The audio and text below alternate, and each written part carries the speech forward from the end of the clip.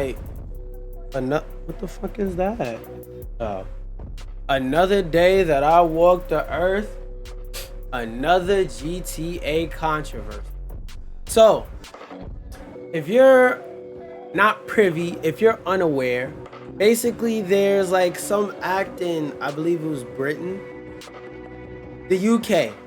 I don't know if that counts as Britain, but there's an act in the UK which is basically forcing certain websites like YouTube, for example, to require users to enter ID if the algorithm detects that they're under 18. A lot of other websites are like, it's not just YouTube, but YouTube is like the main popular one that it's being affected by, that people like know about. And one of those things that it's also affecting is Grand Theft Auto. Now, I'm not too familiar with how it's being implemented in Grand Theft Auto, so I'm gonna go over this article with y'all. And we got some other GTA news, so stay around for that. But 2025, blah blah blah, nigga. What? Get to the point. What UK legislation means for the 6th Grand Theft Auto. In 2025 July, the UK integrated the first Protection of Children Codes of Practice into its Online Safety Act 2023 framework. So basically they amended the online safety joint, and its impact was felt almost immediately. Without going into too much detail, online services likely to be accessed by children need to implement measures that prevent minors from engaging with adult-oriented content. This is largely unrelated to the ongoing NSFW issues Steam and itch.io are working through, but it is expected to affect gaming all the same, and one of its earliest out-of-the-box compliant games is rumored to be the 6th Grand Theft Auto. I would imagine so, because one problem with Grand Theft Auto is that there have always been kids tricking unsuspecting parents into getting it for them. Because like, even me when I was younger, I used to play Grand Theft Auto. Now, I always say this, my pops, my father, he was a gamer, so like when he played different games and knew what the content of different games were. So when he allowed me to play a more mature rated game, it's because he knew that he sat me down and explained, hey, you see this? You see that? That's called a screen. Stuff that happens behind it in the video game is fake, and it stays there. So you could play Grand Theft Auto and your character can curse up a storm in the game. But you know, when you go to school, you don't call your teacher a bitch because your character in Grand Theft Auto got mad and called somebody a bitch. No, we don't do that. And like, I wasn't a freak ass nigga as a little jittery, because y'all parents let y'all access whatever the fuck, so some of y'all become freaked out. Like, I won't want to say against your own will, but without knowing the bad side of it. I wasn't a freak the fuck out kid. So I wasn't in Grand Theft Auto all up in the strip club. I wasn't doing a prostitution mods. Like, I was just doing a regular Grand Theft Auto gameplay, running niggas over and robbing banks. Y'all niggas was freaked out, not me. But that's not the point. Point is, I had a parent that was a parent. Even though he knew the stuff you could do in Grand Theft Auto, again, he explained, hey, screen, fake. What happens there, behind the screen, don't happen here, in front of the screen. You can shoot everybody you want in this game. Bet not pull a gun out and shoot nobody in real life, because there are ramifications. In Grand Theft Auto, you shoot somebody, police catch you, pew pew pew, they shoot you. You walk out the hospital or you walk out the jail and you lose $100 in 10 seconds. In real life, 10 years. So like, I had that explanation explained to me, and I was being parented. And like, I'm a bit in big agreement that you should parent your fucking children, because if you're leaving it up to the internet to parent your children, there's always gonna be a nefarious reason why they teach your child anything. That's why there's the phrase, the philosophy, don't bring a child in this world if you ain't gonna raise them, because they ain't choose to be here. And there's somebody that enjoys them being here and being stupid while they're impressionable, and is gonna teach them, hey, don't be a smart person. Be a fucking idiot so that I can manipulate you and get you to do a bunch of dumb shit I'm clearly smart enough to know is dumb as fuck and would never do, but yo dumb impressionable ass doesn't know better. And I like, that's what they're hiding behind the guise of. But like, it's one of those things where big tech benefits from the existence of what otherwise should be a good thing in a negative way. It's like, let's say somebody is making you food.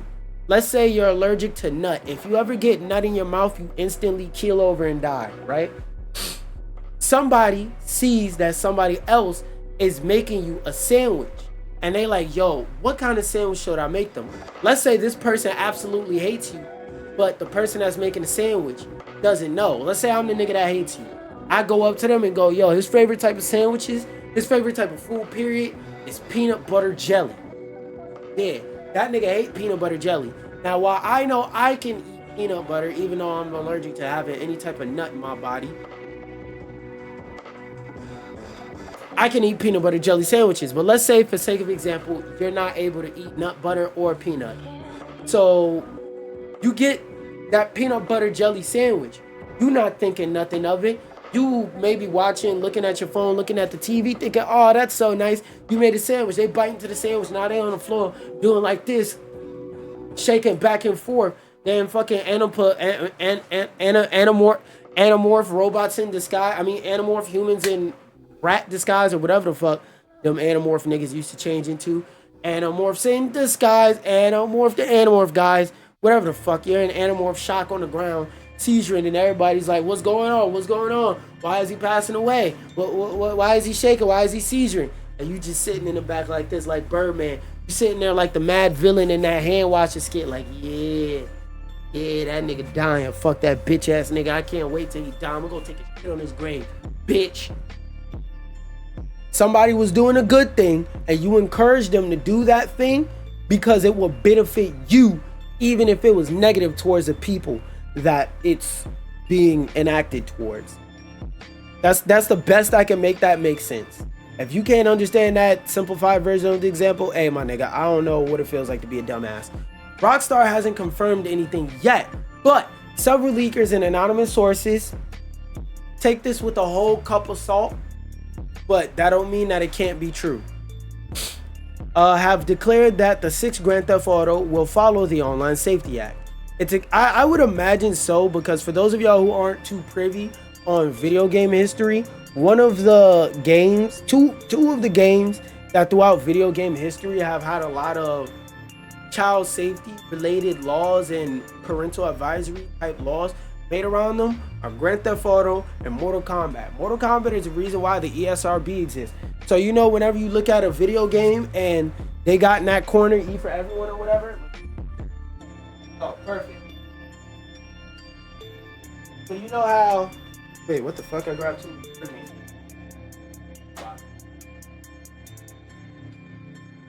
Fuck, that covered.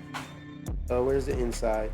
So you know how on Astrobot, on the inside of the cover, on the outside of the cover, it has that right there that says rated E for everyone, or on a mature game it says rated M for mature, letting you know it's not supposed to be consumed by people under 18 without parental supervision and whatnot. Yeah, that's because of Mortal Kombat, because of all the blood, guts, violence in that game. Basically, a bunch of parents were freaking the fuck out and saying why there was nothing warning us that our kids were doing this or playing this or nothing like that. This is before parent safety settings or anything like that. And then stuff like the hot coffee mod with Grand Theft Auto, which I'm pretty sure y'all know about. And if y'all don't, just search up history of Grand Theft Auto San Andreas and you'll find a ton of fucking videos of people explaining the hot coffee mod, what it was, and blah blah blah. But stuff like that from Grand Theft Auto and Mortal Kombat are two of the games that are highly influential in the whole parental guidance, warnings, and stuff like that when it comes to video games. So I wouldn't be surprised if Grand Theft Auto was one of the first to implement this, for the simple fact that, like I said, Grand Theft Auto is a game which I'm always explain this. Niggas who barely play video games know what Grand Theft Auto is. You know how like people who barely listen to rock music know who AC/DC is? People who don't listen to rock music know who Paramore is. They know who Guns N' Roses is. They know who Green Day is. And whether you want to say, oh, that's pop punk, that's this, punk is different from rock, blah blah blah blah blah, the people who don't listen to rock, all those motherfuckers are rock bands or rock artists, and you know them even if you're not in tune with the genre. If you're not in tune with it, you know who the fuck Paramore and all these other people are. That's what Grand Theft Auto 6 is for gaming. If somebody didn't know anything about video games and you ask them name 5 games, they're probably gonna say Grand Theft Auto 6 as one of their, well, not Grand Theft Auto 6, but they're probably gonna say Grand Theft Auto as a game. Whether they say Chinatown Wars or San Andreas, it's a great chance they're gonna name Grand Theft Auto. Even if it's somebody who's into games, you ask them name 5 games, they're probably gonna say Grand Theft Auto, because that's an easy to think of, highly played game that comes to the top of their head because it's always in the cultural zeitgeist. Like it's one of the games in the center of gaming culture, whether it be because of its historical impact on gaming or because of the quality of the game and people who love the game. It will always be at the forefront of conversation when it comes to anything gaming. So I wouldn't be surprised for them to implement something like this in Grand Theft Auto 6, being that now you have all that context.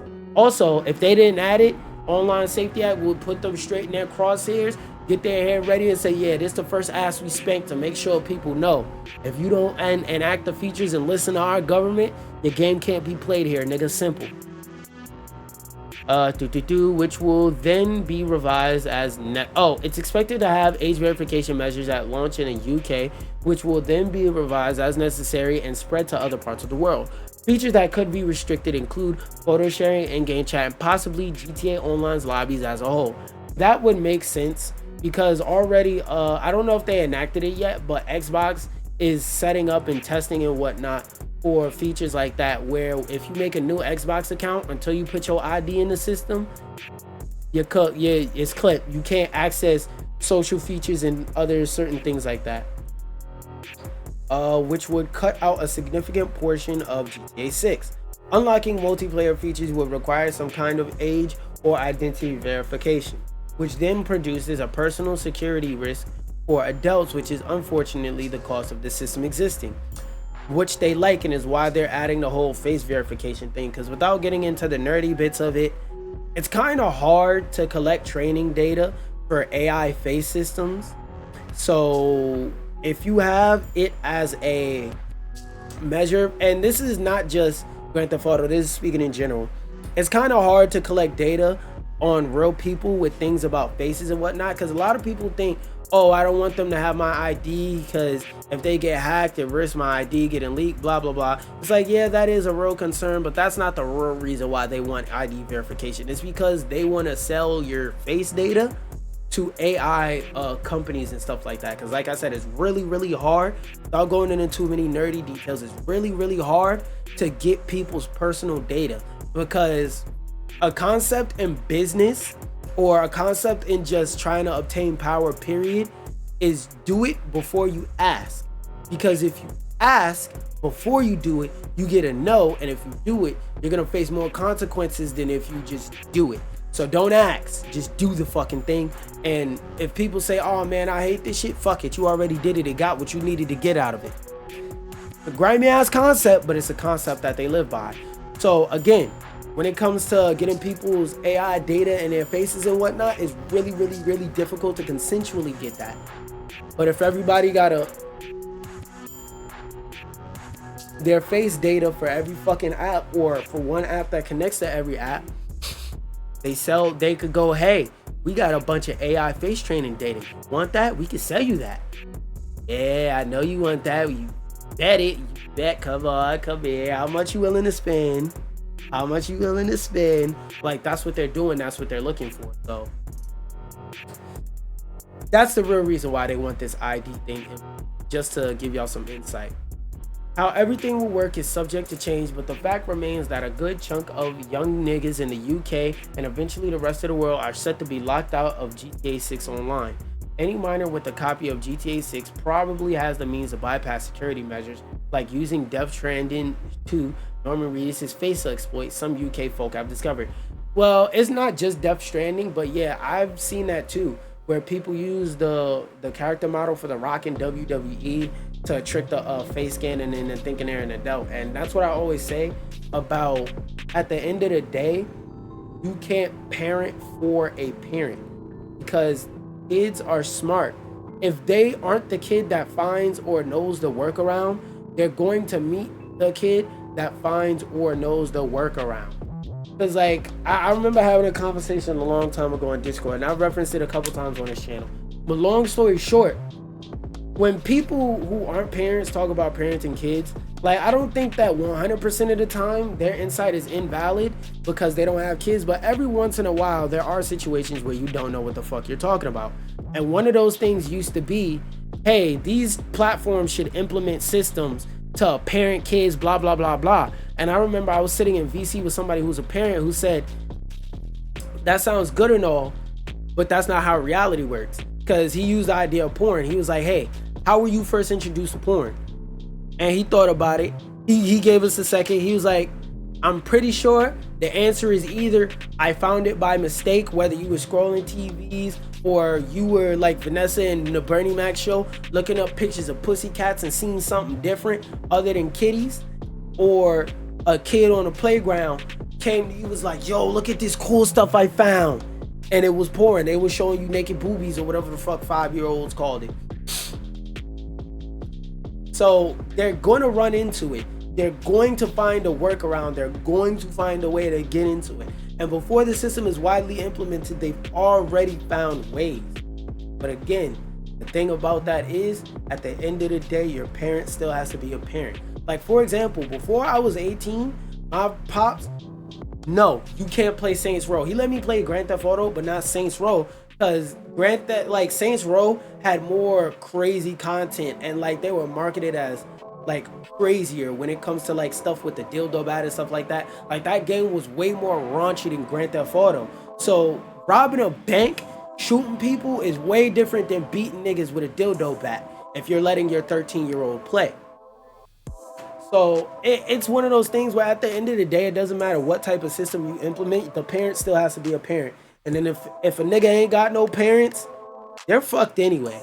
This ID verification ain't changing shit because they can still know or find out the exploits just like anybody else. Like, what stops an orphan from shooting somebody like a regular kid? Nothing. They can both pick up a gun and shoot a nigga. Any minor with a copy, blah, blah, blah. But the number of kids encountered in GTA Online should be noticeably lower. No, it's not. No, it's not. It's unfortunate for them, but there's a silver lining. No, it's not, for the simple example. Just like they said that you can use character face models and games and stuff like that to get around the face verification. What if somebody, because somebody's going to do this eventually, somebody's going to post a video of a video game character doing a face poses, or even if they use their own face, doesn't matter. They're gonna upload HD footage of that where somebody can just hold their phone up to the screen, press play on the video, and it perfectly does the face capture. Boom, now they're in the game. It's not gonna lower anything. It's just gonna make it so that kids take a little extra time to get into it. Besides the inevitable infiltration of dedicated minors able to access to the M-rated GTA 6 in the first place, the Grand Theft Auto Online community could be a better place with exclusively older players. No, it wouldn't. Still gonna be people saying slurs, and still gonna be pedophiles in there preying on people. Plenty of troublemakers will still be around, but the group that may theoretically be least capable of completely participating in roleplay sessions, blah blah blah, nigga, we kinda get the point. We kinda get the point. Now, the rest of this video, oh, I got a topic for you.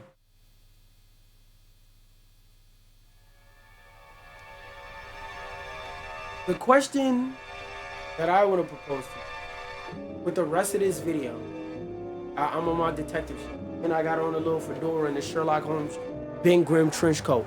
Question I want to propose to you is, how much are you willing to pay for a game? Now, I say that because, wait, hold up. This is way too quiet. I need to turn the volume. Oh, I have my headphones low. That's why. How much are you willing to pay for a game? Now, with Grand Theft Auto 6, there is a certain set of exceptions and speculation and hype around it that will allow them to be able to get away with a price that's a lot higher than most people would accept for other games. I've said it once and I'll say it before. Grand Theft Auto can charge whatever the fuck they want and still sell millions of copies day one. Game developers and the rest of the industry, you cannot do that. Niggas is not paying $100 for some random ass game nobody knows about that's dog shit. This is not 2002. Niggas don't buy games based off the cover. We got reviews now. We got streams. We got gameplay footage reveals. We have so much more access to information. So the question is, even with the people who don't actively seek that information that still find it, how much are they willing to pay for games? Because apparently, according to this headline, there's rumors about a price hike for GTA 6. Now, the 6th Grand Theft Auto hasn't even released, and we're getting rumors for the release. I want to look at the direct quote from Zelnick. I think our approach may be a little bit different, replied Zell when asked about the pricing of GTA 6 at $80 during Take-Two's August 7th investor call, so that was yesterday. I think our approach may be a little bit different. We believe that any consumer experience is the intersection of the thing itself and what you paid for the thing. I believe that makes sense. What you're willing to pay and the expectations being met of what you paid for. So you know how sometimes whenever people hear something is too expensive, they start listing off extra features something better do. Like, for example, if the average microwave, just for example, is $50 and niggas tell you gotta pay $200 for this microwave, people start saying like, hey bro, for $200, this microwave better suck my dick and do prep work for me. So actually, matter of fact, that shit better reach across the kitchen, into the fridge, open the door, pull everything out, put it in there, play it for me, go woo, and just ding when I need to get up and everything's done. Put it at the correct temperature and all that. So people gotta feel like they're getting what they paid for. Yes. Their goal is vastly exceed those expectations. So they wanted to feel like all those extra features you said it better have, it has that and then some. They're throwing everything at you, including the kitchen sink. We want to put out the best entertainment on earth, and we want to deliver more value than what we charge for it. We think generally speaking, we've gotten that right. Variable pricing has been the nature of this industry forever. That's not a good thing. Like, it's also been the nature of being a billionaire to be a pedophile. Does that mean you should be a pedo? No. Most frontline releases will go out at a higher price, sometimes with special editions, and then over time, usually the price is discounted. Usually. Because Grand Theft Auto is $5 right now, but the Switch is an extra $50 right now. And I don't think that's going to change anytime soon. The rubric that informs us is really that of delivering more value than what we charge.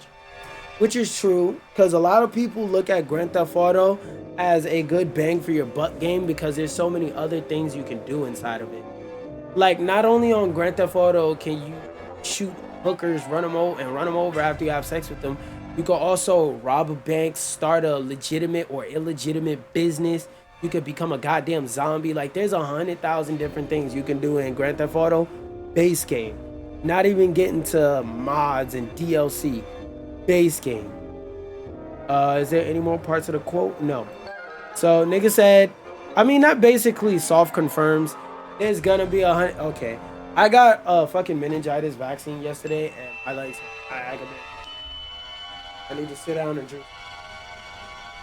If I get to happens. And I think you pretty much get the point when it comes to the music, so we'll go back to the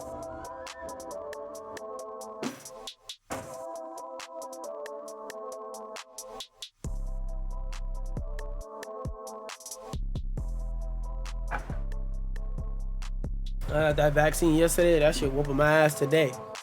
$80 games have retreated for now, but analyst says the old 60 or 70 pricing model is dead in the Wild West of 2025. I highly disagree, but we'll see what they're talking about because maybe there's more context. I know a lot of people don't like it, but people will still buy these games at these high price points. No, they're not. Data shows that most people play games that are 6 years or older. So no, people are not buying these games at high price points. There's people that are waiting 2 and 3 years to play a game, because there's so many different games to play, and a lot of these games are fucking 100 million trillion hours long, that you play the game and you're not beating this shit for the next 2-3 days. Because remember guys, not everybody is a streamer person that gets paid millions to sit on their ass and just play the video game and make content about the video game. Most people go to work fucking 5 days a week. In reality, it feels like 5 days a week. They come home, they hop on they do like this with the controller, hop on the game for an hour or two, go, or they got some stuff to deal with, whether it be kids, spending time with their girlfriend or whatever, going outside to hang out with their friends. So like a lot of people really don't chug through or charge through games like that. And even those people, again, these games are 100 million trillion billion quintillion hours. These games never fucking end. They're 100 years long. That's why I adopted the policy: if a game is over 15 to 20 hours, not doing it, bruh. Not playing that shit. Like, there's people who brought Baldur's Gate in 2023 and are still playing it, whether they're going through their first playthrough or still on their first playthrough, or they're on like their 5th, 106, whatever playthrough. That's a 2023 game. That's a relatively new game. Some people are just now buying that game. So like that whole people still buy these games at high price points. There are buyers, but that don't mean that those buyers are consistent and to be relied on, if that makes sense. But let's read the quote. Oh, wait, hold up. The best games of 2025 so far fill out an enormous range of prices. Expedition 33, $50. Blueprint. What the fuck is that? Nigga tried to sneak that game in there. Who the hell? Who the fuck is this nigga?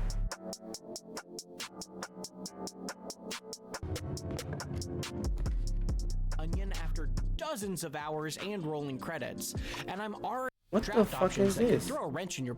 This is a detective man game? Yeah, this is a point and click detective game.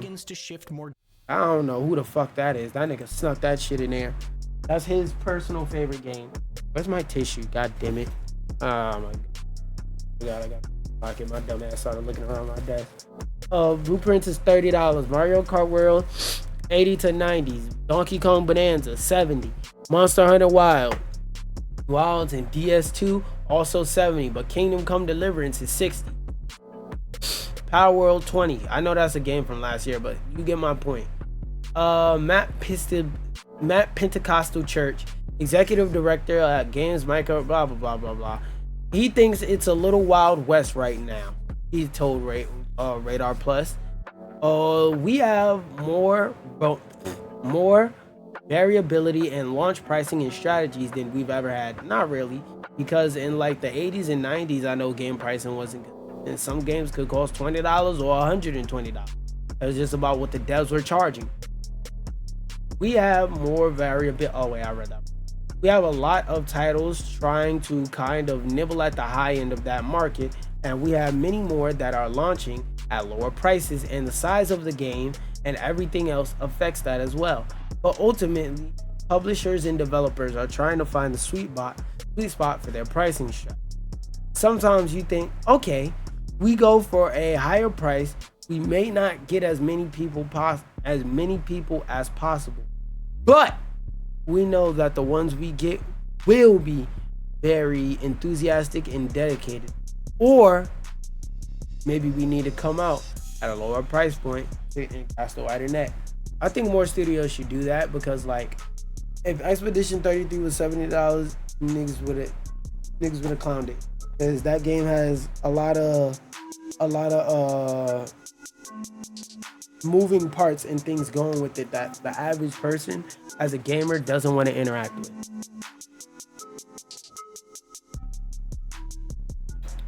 Where was I?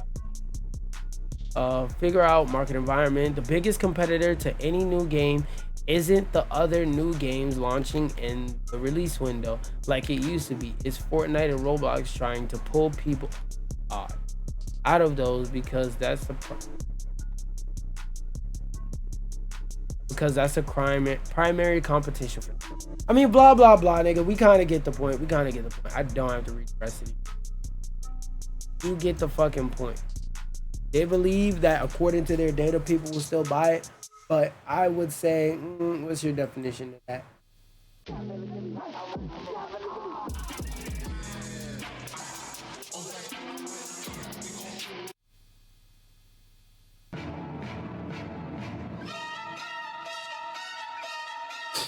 What did I say the other day? And I don't believe Borderlands. I believe they Take-Two. Yeah, my dumb ass. It says Take-Two right up there. But Borderlands, when it comes to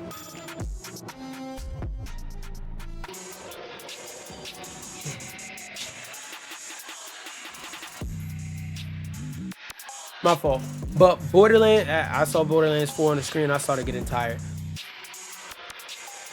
There's more proof that, like I said the other day, EA cares more about getting headlines than the price of their game. Because if they don't get a headline, no matter what the price of your game is, $10 bucks, 10 skins, $5, don't matter.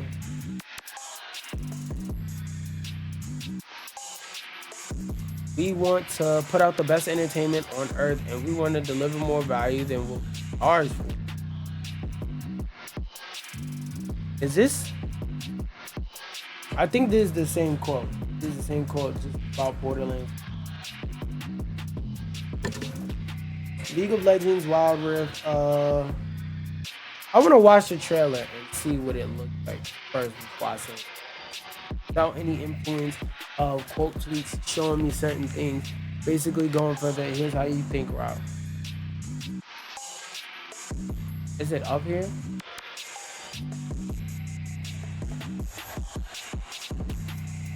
Yep, it is it.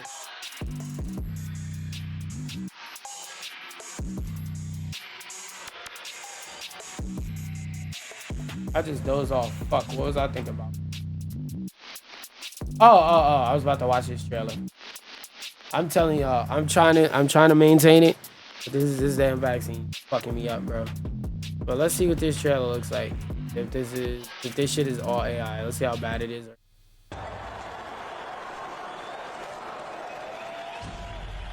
I need some candy. It's so exciting. Oh yeah, this is where you can start telling this AI. Welcome you to the stage. That's not, they're not even hiding it. That shit is blatant AI. If you've used AI image generators left or right, like around these parts, you might have been able to tell, but this part is like, It's so exciting. Ladies and gentlemen, I welcome you damn, to the like stage. this shit is so blatant. Please get ready for a show.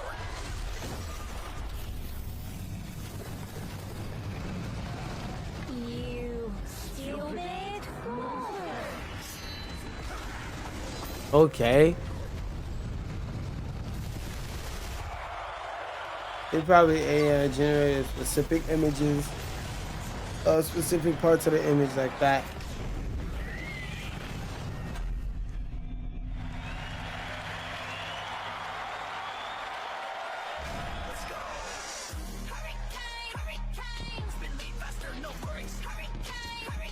I mean, we pretty much get the point. This shit is obvious as fuck AI.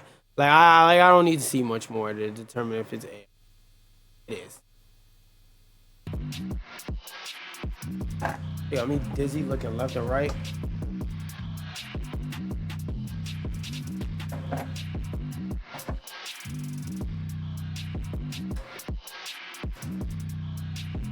Anyway, the video above feature elements of blah blah blah. I want to know why are people feeling bad about it.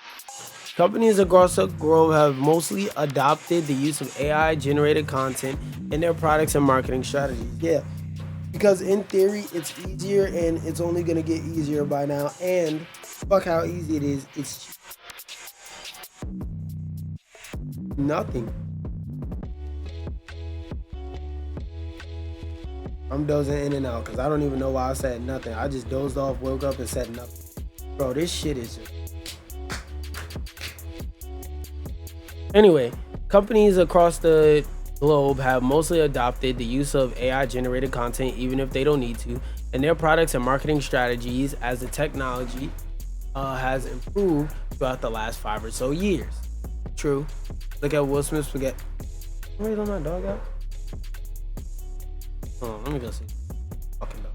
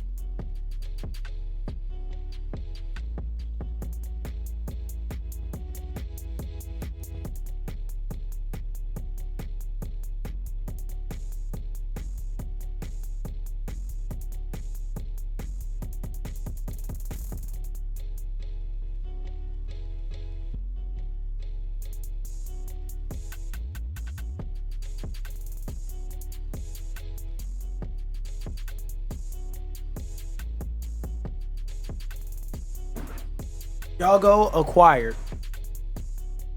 But yeah, the thing about them making an AI trailer that like bugs me and kind of bothers me, and why I would imagine it bugs and bothers everybody else, is the simple fact that like they have League of Legends brings in millions and millions and millions and millions of dollars every. It's one of those games that will never fucking die and will last 100 summers. You, of all people, do not need to use AI for the simple fact, like, yo, you have whole teams and departments that dedicate their life to being animators that you keep on payroll, that you have do all this AI stuff. And like I said, at the end of the day, we know why they're using AI. It's to be cheap. It's to be cheap. It's to be cheap. It's to be cheap. And another reason I could list, just a final reason that you may not have thought of, is to be cheap. Because all this does is result in them firing people. And it's like, yo, why hire all these people in the first place if you're just going to use dog shit AI that we could blatantly tell is dog shit AI? Like, what the fuck's the point? What's the purpose? You know? And instead of thinking, you know what, you right, they'll use that same logic to fire niggas and be like, but I could keep more money if I do that though.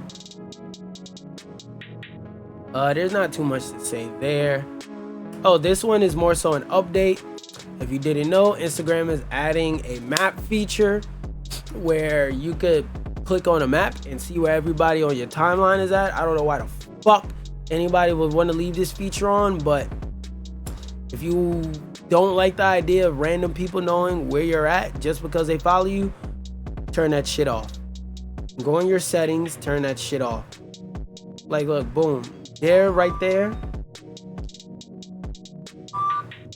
are the steps you need to take to cut it off. If I were you, I would go cut that shit off and deny Instagram access to my location.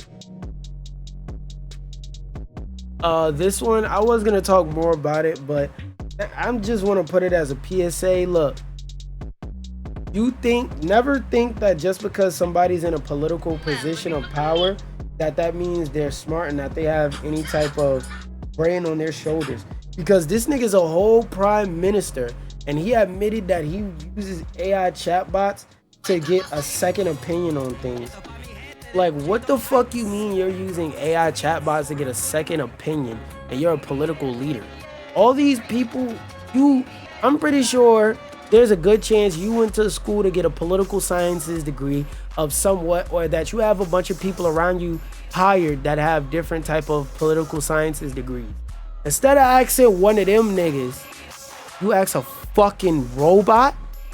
And like, I'm not even a person that's like true about that I hate clanker shit. To me, it's more of just a joke of preloading slurs or whatever.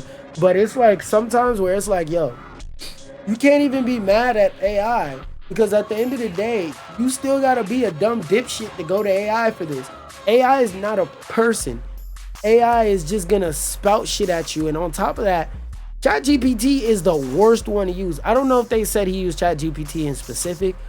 Probably so, because this nigga looks like he's elderly, looks like he's somewhere in between his 40s and 60s. He could be a young 60s. Maybe he knows a black woman. He liked to pork the Negroes back in the day, so he actually knows what lotion is. But this nigga's really like 62, looking like he in his 40s or 50s. That's besides the point.